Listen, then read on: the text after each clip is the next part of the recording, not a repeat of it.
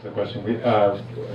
Albia actually just had several meetings about this, and Jim McMillan, who's been a great mentor to anybody who's asking in Philly, actually said something to us, and he said, you know, if you look at all of the niche media outlets in Philadelphia, he's like, you know, and everything from, you know, just anything that isn't a legacy news organization, he's like, the one thing that nobody is doing really is video, you know, from Philly Mag to Albia to Technically to that. I mean, nobody's really has like a really strong video team.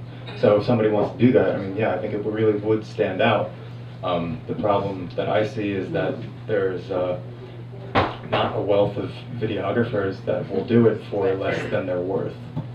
It's really expensive, and the number of views that you get compared to the number of people reading an article is, you know, pretty small in most cases. And so it's sort of, unless you find something that's going to go viral or has a really distinct audience, I think sometimes video can be a lot of money and time spent and not a ton of return.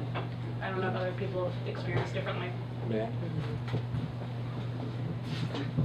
Yeah, I think video is just expensive to produce, which is one of the big problems. I think that there's quite a few really talented videographers in Philadelphia, and even with the advent of DSLRs and, you know, pirated copies of Final Cut, it's still just the number of people that you have to make a video versus to make a story is higher, so it inevitably raises the price.